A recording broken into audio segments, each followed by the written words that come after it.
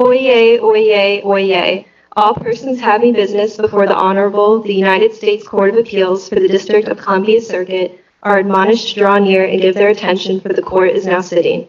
God save the United States and this honorable court. Be seated, please. Case number 22-1047, Gerald E. Brown, petitioner, versus Billy Nolen, acting administrator in Federal Aviation Administration. Ms. Candelario for the petitioner and Mr. Stevenson for the respondents. Good morning, counsel. Ms. Candelario, please proceed when you're ready.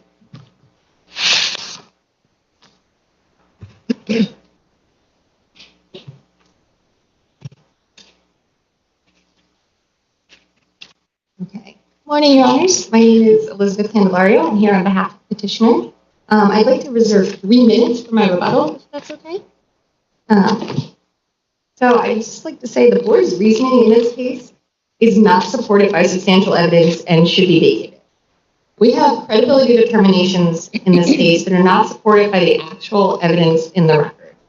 The determinations are neither reasonable nor reasonably explained. Therefore, they don't constitute substantial evidence to support the findings.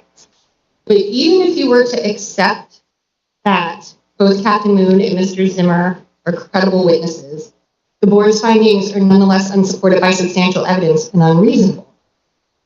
Because looking at substantial evidence, it's more than just the basis of the evidence that justifies the agency's decision. You should also take into account whatever the record detracts from its weight. So when you look at what was actually said, substantial evidence doesn't exist with any of these violations. So starting with 91.105, the requirement to remain at a crew member station unless the absence is necessary.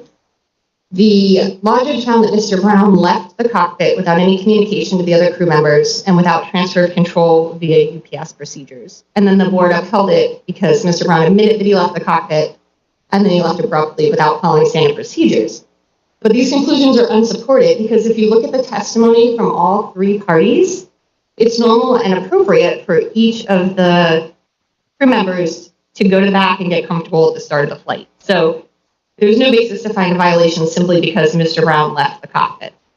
Can I ask you, Ms. Candelario, you argue that the FAA never actually established what the procedures are for transferring control. Do you dispute that the bare minimum is that there should be some recognition or acquiescence by the person who's expected to take over?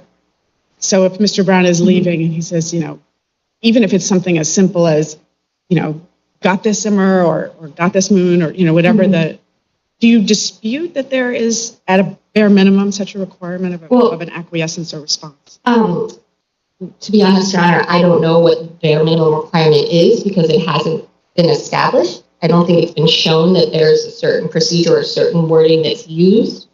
But I think it has been shown that Mr. Brown did make a statement to notify them that he was leaving. Even Captain Moon said that Mr. Brown said, I've had enough of this, I'm out of here. And then, he described the whole seat exchange with Mr. Zimmer, and the law judge found as a finding of fact that Mr. Zimmer immediately assumed control of the first officer's duty station and took control of the aircraft. So, is there anything from, as you read the record, from which the board could have found that Mr. Brown received some acquiescence or recognition of the request to take over? I think the fact that Mr. Zimmer immediately took the seat shows that he acquiesced. I don't recall if there was any specific words said by Mr. Zimmer or if that was brought out in the record. Just the fact that Mr. Brown said, I'm leaving, whether he said, you got this, or I'm out of here, and then he switched seats with Mr. Zimmer, and Mr. Zimmer took control. And then there was also the testimony that the plane was on autopilot, so there was never any kind of safety risk at that point in time with the switch. So when you look at the evidence, the lack of any procedure that wasn't followed, and the fact that everybody testified it was normal, Mr. Zimmer had already gone to the back, it was Mr. Brown's turn to go to the back, that violation just hasn't been proven by the FAA, and there's not substantial evidence to support the board's finding. And then we look at 121.580, where it says you cannot assault, threaten, intimidate, or interfere with a crew member in the performance of their duties aboard an aircraft. The FAA, with that one, alleged both that Mr. Brown threatened and that Mr. Brown interfered. Those were the specific allegations. So when you look at the interference allegation, the board found, the law judge found and the board affirmed that Mr. Brown's conduct interfered with the captain's duties and caused him to miss a radio call. He said it was during the heated confrontation by Mr. Brown directed at the captain. And this is just, once again, unsupported by the evidence that's in the record. But, the board and law judge said that Mr. Zimmer was credible, and his testimony was that they, referring to Captain Moon and Mr. Brown, were talking about the takeoff, and so they missed a radio call.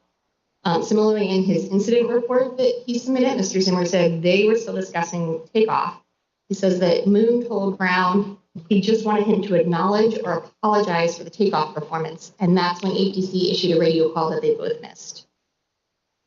So it's undisputed that Captain Moon initiated the conversation and that he continued the conversation. And pursuant to Mr. Zimmer, he was talking about wanting Mr. Brown to acknowledge and apologize for the error at the time of the missed radio call. You say in your brief that the complaint did not allege intimidation or, quote, conduct, close quote, that threatened the captain, and that the decision seems inappropriately to broaden the FAA's allegation. Can you say what you mean by that? Sure. So the specific allegation that the FAA made was that Mr. Brown threatens the captain when he said that he would take matters outside the bar and handle them. So the specific allegation was that he made this statement, and this statement was a threat. The law judge and the board's decision to talk about threatening conduct and intimidation, which just wasn't what was alleged by the FAA in its complaint. But even when you're looking at, alleged threatening conduct and intimidation, there's really not any evidence of that either. I mean, all three witnesses testified that Mr. Brown stayed seated during the exchange. Captain Moon admitted and specifically said, Mr. Brown didn't raise a fist. He didn't make any physical movement with his body or his shoulders or his arms to give any indication of physical violence. So, and they also claim to rely on testimony from Mr. Zimmer about, facial expressions and body language, which just doesn't exist. Mr. Zimmer said that Mr. Brown just kind of said it when he made the statement about whatever the statement was about the bar, and that Mr. Zimmer could not see facial expressions. So that can't support the board's reasoning that Mr. Zimmer said the conduct was intimidating when Mr. Zimmer did not ever give that testimony. There was also, because it comes down to the FAA's allegation that, these specific words were a threat, but there's not actually a finding as to what exactly was said. And I think this is a crucial flaw because there's a really big difference and a slight difference of phrasing. As Captain Moon testified, using the phrase back at the bar refers to a debrief after a flight. So that's what Mr. Brown claimed he said and what he meant.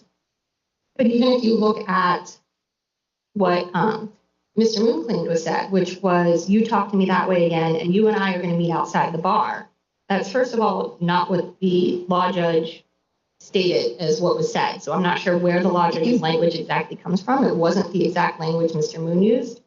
It was a little bit more similar to Mr. Zimmer's statement, which he claimed it was something like, if Moon continues to talk to him that way again, Mr. Brown would take matters out back behind the bar and handle them. And then Mr. Brown, slightly different, but with a very different meaning, claimed he said, if you want to keep talking about this, let's do this outside the cockpit, back at the bar, not here. So we have outside the bar, back behind the bar, out behind the bar, or back at the bar. And there was not really an explicit finding as to what exact phrasing was used. So to the extent that the law judge... Does it matter? I mean, they're all roughly around the same thing.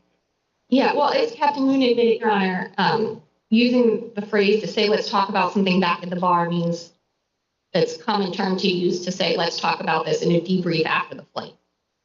So if that's what Mr. Brown said, that's in no way threatening. And I think Captain Moon even acknowledged that to use that phrase would just mean let's talk about this later.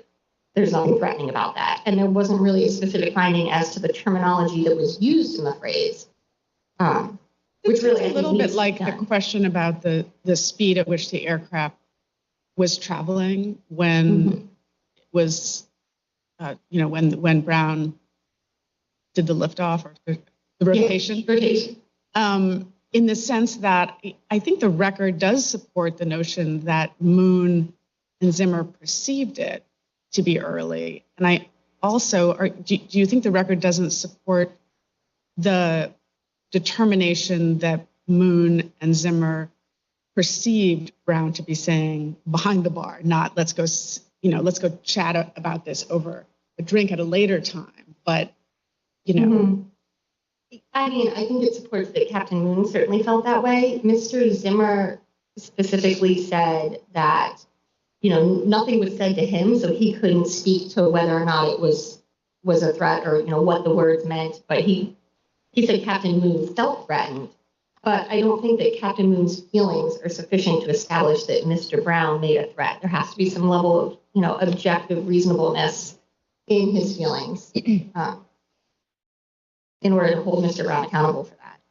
But even if you say that, or, accept that Mr. Brown may have said exactly what Mr. Moon claimed, which was, you talk to me that way again, and you and I are going to meet outside the bar. It doesn't really make any sense in the context because they're in a cockpit. There's no bar on the plane. So what he's claiming Mr. Brown said is, let's wait until we land and we leave the plane, and then we're going to go find a bar and fight about it. There's nothing to support the judge's conclusion that it was an imminent threat when you couple that with the fact that Mr. Brown didn't make any physically overt motions, didn't move as if he was going to hit him. Instead, he turned around and walked away. He left the cockpit. So under whatever language he used, he made it clear that we're going to resolve this after the flight, whether it was at a literal bar or just in a debrief. We're going to talk about this later. I'm leaving, and he left the cockpit. So there's just not evidence to support the finding that those words alone were a threat in any way that was going to endanger the safety of the flight or that was being issued against the captain in the performance of his duties on the aircraft.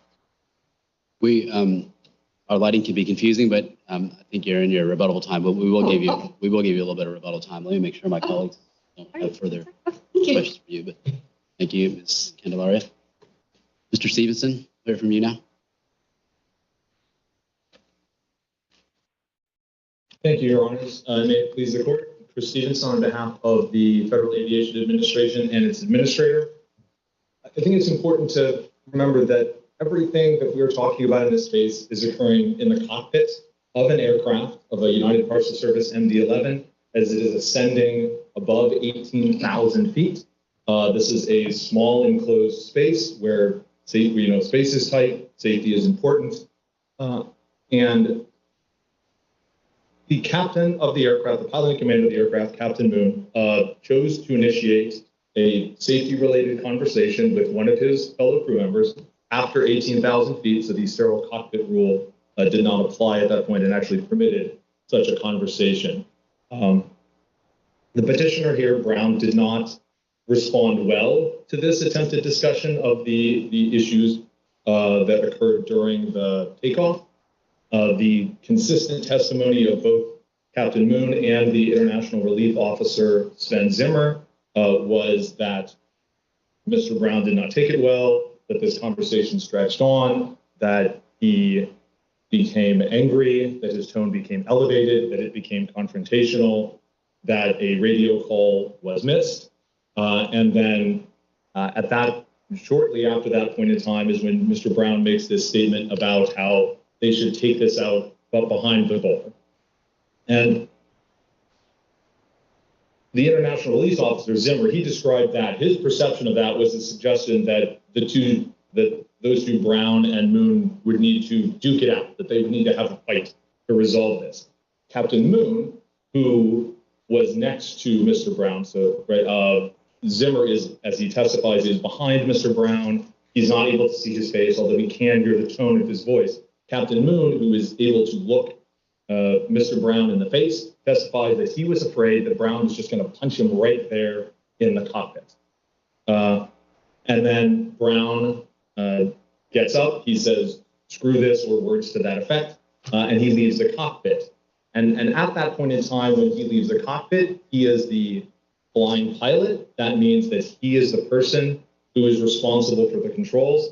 I acknowledge that the autopilot was turned on, but there is a reason why we don't just turn on autopilots and then not worry about whether or not there's a crew on the aircraft.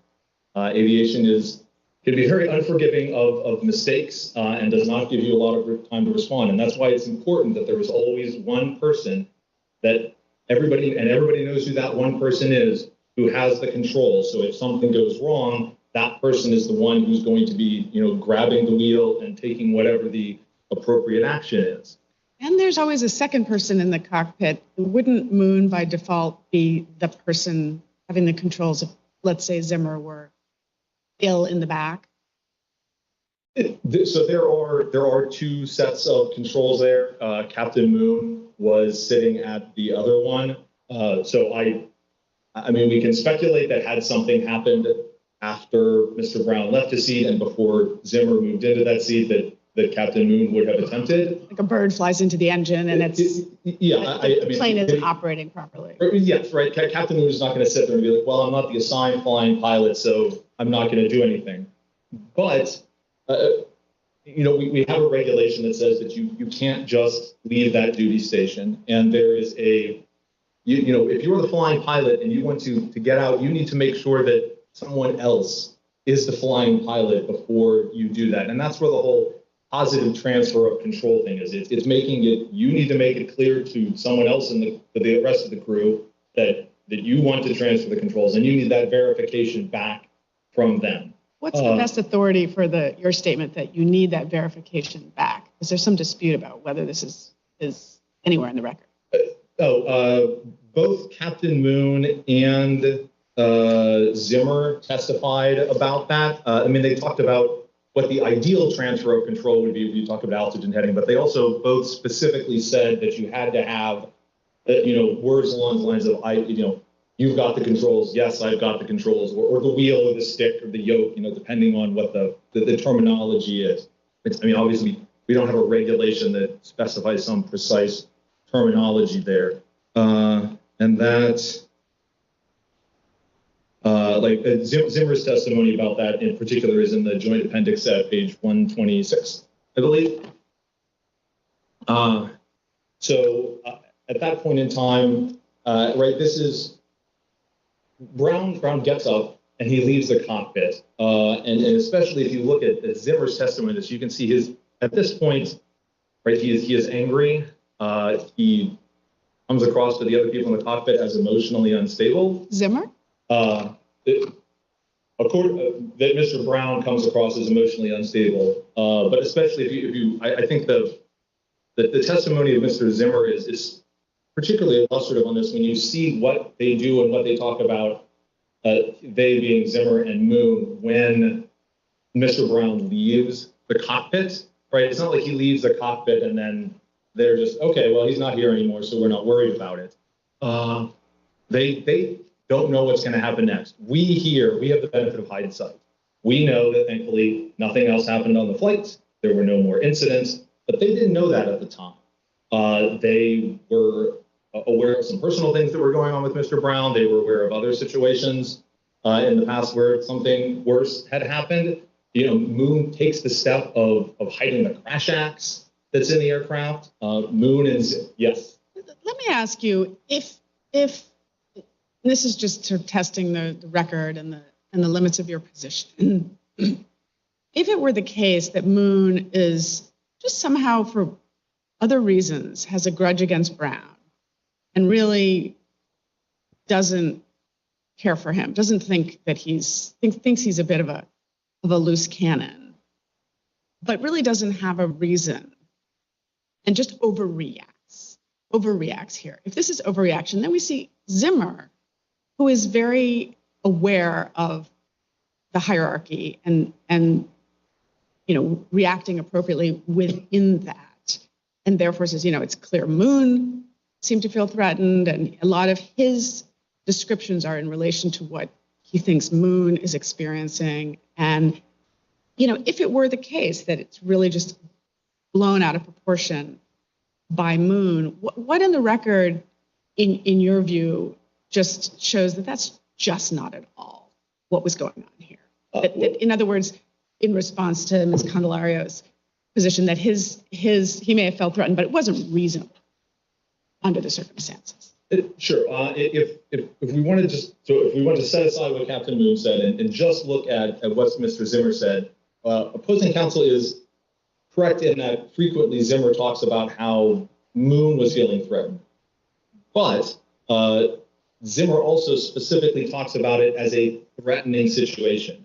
And indeed, Zimmer, the point in time where he notes that I didn't feel threatened by the threat to have a fight because that wasn't directed at me. But then when Brown gets up and marches out of the cockpit, at that point, you really start to see Zimmer start specifically talking about how he feels threatened at that point, because that's the point where that he's observed this, that he's heard the tone of voice, he's observed what he sees to be, emotional instability on the part of Mr. Brown, and they don't know what is going to happen next. Moon and Zimmer, and this is Zimmer's testimony, is that Moon and Zimmer talked about, for example, whether or not to just turn the aircraft around and land back in Sydney. And at least part of the reason why they didn't do that is because they didn't know what Mr. Brown would do, right? He would immediately know that the aircraft was descending. He would immediately know that, and he would immediately know that there was going to be problems for him when the aircraft landed on the ground, and he didn't know what he was going to do. A couple of times you refer to Zimmer as if Zimmer testified that he thought Brown was emotionally unstable. I didn't see that terminology in the record. Where is the evidence that you think most squarely presents that observation or that kind of observation on Mr. Zimmer's part? I would suggest looking in the joint appendix from around pages 147 through 151. It's partial testimony. Some of it was objected to.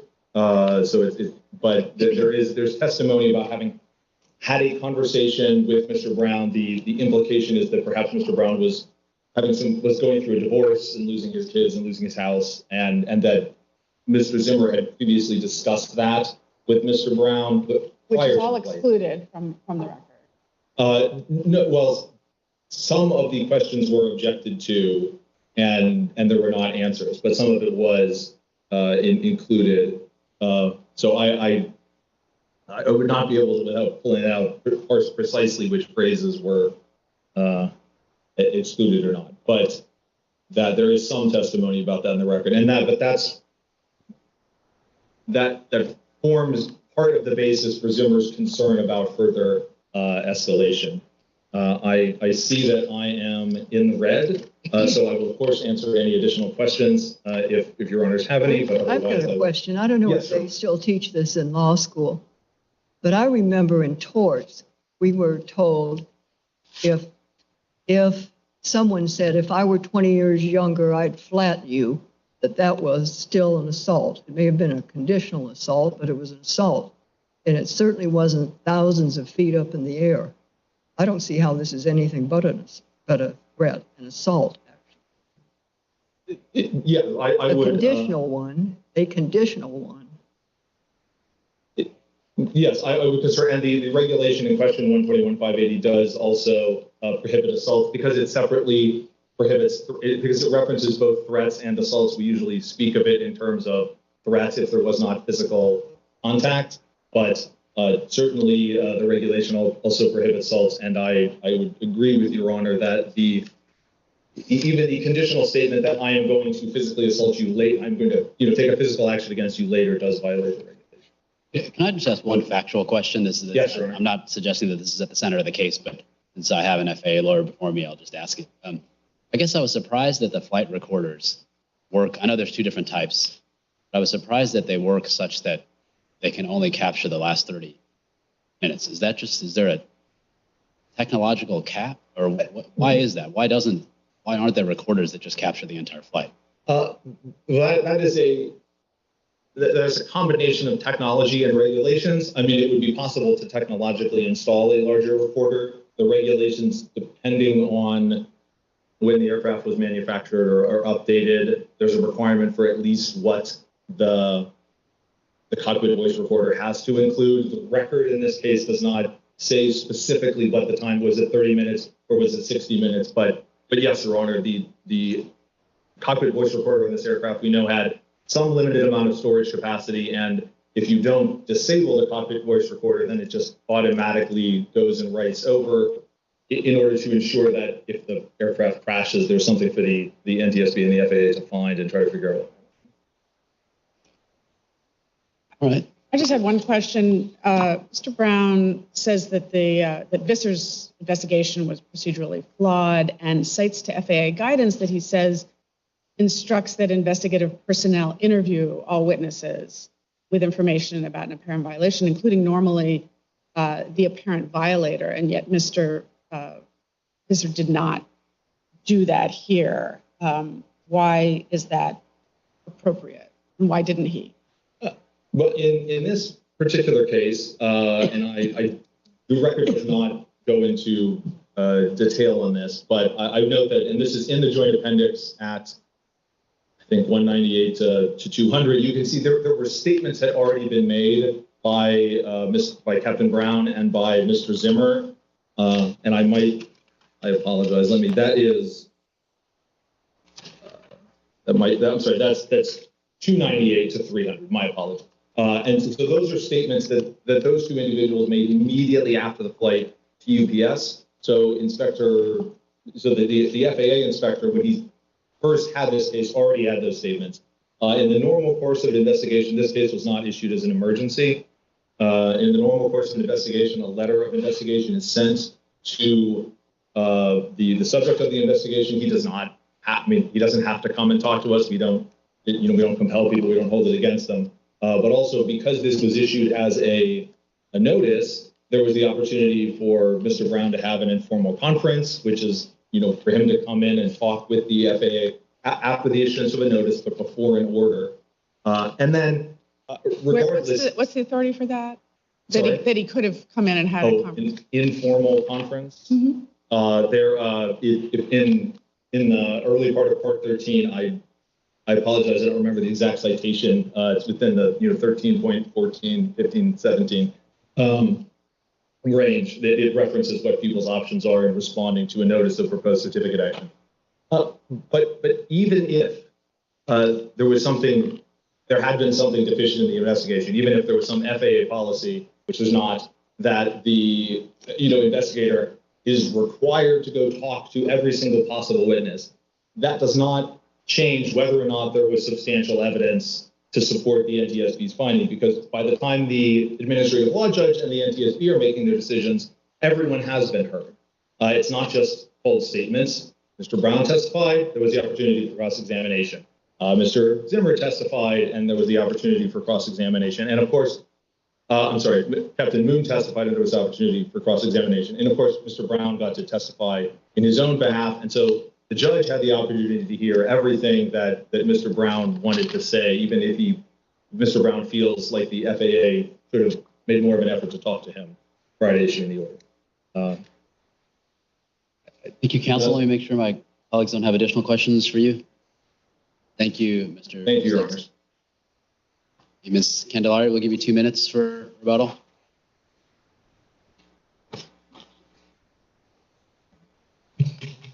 Thank you, Your Honor. All right, a few things I'd like to point out when you were talking about the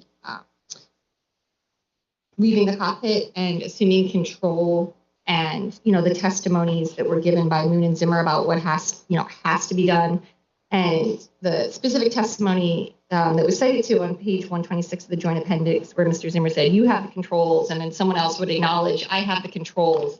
Nothing more there was established other than that there needs to be some kind of acknowledgement that the one person's leaving and the other person is taking over. And that was done here. Nothing has been proven that was specifically needed to be said. It's more of a formality that he didn't follow a formal procedure, but there was no formal procedure. When talking about, what makes the conclusion reasonable that Mr. Moon issued a threat, And there was talk about Zimmer saying it was a threatening situation and, what was discussed once Mr. Brown left the cockpit. But Mr. Zimmer never said that the statement was a threat and that he saw Mr. Brown as a threat, other than when he was talking about takeoff, which, wasn't alleged in the complaint. The law judge said that conduct wasn't reasonable. So Mr. Zimmer's concern about Mr. Brown having been a threat because of his unsafe takeoff isn't relevant to the threat that was alleged here. And as far as what he was concerned about, Mr. Zimmer's testimony consistently shows that he was concerned because Captain Moon and Mr. Brown weren't getting along. It wasn't about Mr. Brown's behavior. And then they go on to talk about the other incidents that have happened. And I think you need to contend with where Zimmer observes that Brown, as I think he said, went from 0 to 100. And he said, in a matter of seconds. And in my head, I was going, whoa, that's a quick elevation. What would be the next level? And I don't think he's talking about the elevation of the plane. I think he's talking about the escalation emotionally. He says he went from 0 to 100 for a legit question, meaning Moon's question to him. And he said, he could have said, oh, my bad, whatever. But it was more the fact that he couldn't even have a conversation. And to Zimmer's observation, seemed really angry that that's, it is an observation of something that made it seem like Brown was just enraged. Yeah. Well, a couple points in response to that, Your Honor, is that that's also kind of contrary to Zimmer's other statement that this whole conversation lasted 2 to 3 minutes, and then it was a back and forth, and that the voices weren't elevated until the very end. So he kind of conflates the beginning and the end of the conversation and suddenly says it was, in a matter of seconds, when he had previously testified that the conversation started and it was like 2 to 3 minutes later that Mr. Brown or Captain Moon became elevated.